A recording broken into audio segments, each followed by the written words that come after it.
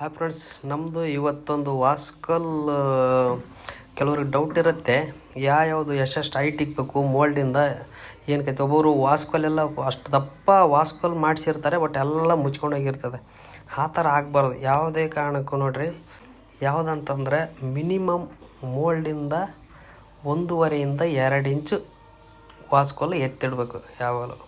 ಆವಾಗ ನಿಮಗೆ ಗ್ರಾನೈಟು ಆಮೇಲೆ ಮಡ್ಡಿ ಎಲ್ಲ ಬಂದರೆ ಕರೆಕ್ಟ್ 1.5 ಇಂದ 2 ಇಂಚಿಗೆ ಕವರ್ ಆಗುತ್ತೆ. ನಮ್ಮ ವಾಸ್ಕಲ್ ಏನು ಇರುತ್ತೆ ಅದೆಲ್ಲ ಕ್ಲಿಯರಾಗಿ ಹಂಗೆ ಉಳ್ಕೊಂಬಿಡ್ತದೆ.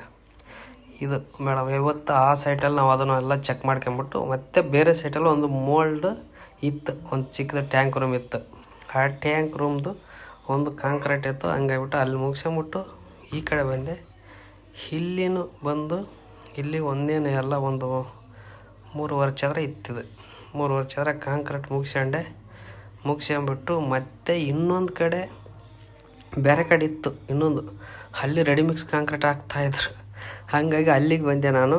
ಅಲ್ಲಿ ಬಂದು ಅಲ್ಲೂ ರೆಡಿಮಿಕ್ಸ್ ಅಲ್ಲಿ 1 ಅವರಲ್ಲಿ ನಾ ಇಲ್ಲಿ ಕಾಂಕ್ರೀಟ್ ಹಾಕೋದ್ರೊಳಗಡೆ ಅಲ್ಲಿ ಕಾಂಕ್ರೀಟೇ ಮುಗಿಸ್ಬಿಟ್ಟಿದ್ರು. ಯಾಕಂದ್ರೆ ಅದೇನು ಬೇಗ ಆಗ್ಬಿಡ್ತಾರಲ್ಲ ರೆಡಿಮಿಕ್ಸು. ಹಂಗಾಗ್ಬಿಟ್ಟು ಅಲ್ಲಿ ಮುಗಿದೋ ಹೋಯ್ತು. ನಾನು ಇಲ್ಲಿ ಮುಗಿಸ್ಕೊಂಡು ಹೋಗೋದ್ರಾಗ ಎಲ್ಲ ಕಂಪ್ಲೀಟ್ ಆಗಿ ಎಲ್ಲ ಬಿಚ್ಕೊಂಡು ನಿಂತ್ಕೊಂಡ್ಬಿಟ್ಟಿದ್ರು ನಮ್ಮವರು. ಹಾಗಾಗ್ಬಿಟ್ಟು ಅಲ್ಲಿ ನಮ್ಮದು ಇವತ್ತಿನ ಕೆಲಸ ಇಷ್ಟಕ್ಕೆ ಮುಗಿದೈತೆ ನೋಡಿ ಫ್ರೆಂಡ್ಸ್. ಹೇಗಿದೆ ಅಂತ ಒಂದು ಸಲ ಕಮೆಂಟಲ್ಲೇ ತಿಳಿಸಿ.